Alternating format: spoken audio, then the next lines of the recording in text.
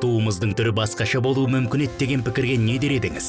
Ел таңбамыз бен әнұран туралы бәрін білем деп ойлайсыз ба? Қанекей, ендеше тарихқа бір сәт көз жүгіртіп өтейік. 1992 жылдың басында ел таңба, ту және әнұран жобаларын дайындауға байқау жарияланды.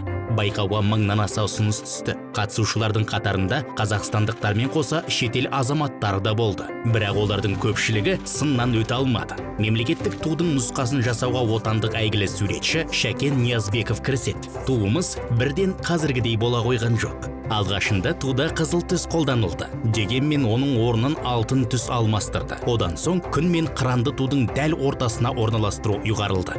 Барлығымызға таныс мемлекеттік рәміздер 1992 жылдың 4 маусымында қабылданды. Тудың авторы Шәкен Ниязбеков өз идеясы үшін мемлекеттен бағалы сыйлық, түрлі түсті теледидар алды. 1991 жылы Қазақстан тәуелсіздігін алмай тұрып, жерлесіміз Тоқтар Әубәкіров ғарышқа ұшты.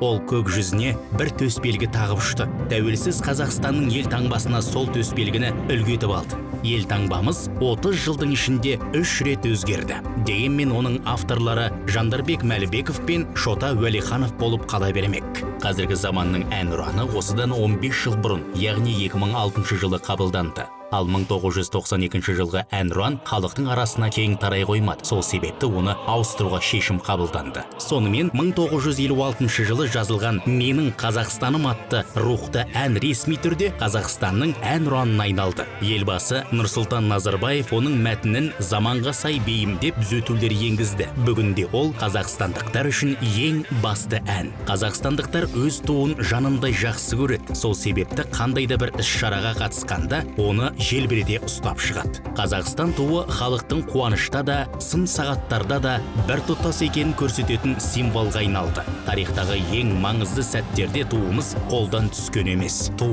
ел таңба мен әнұран жаңарған Қазақстанның 30 жылда халықты біріктіруші символдарға айналды. Еліміздің төл рәміздері біздің тарихымыз, ал оны білу отанын сүйген әр азаматтың парызы.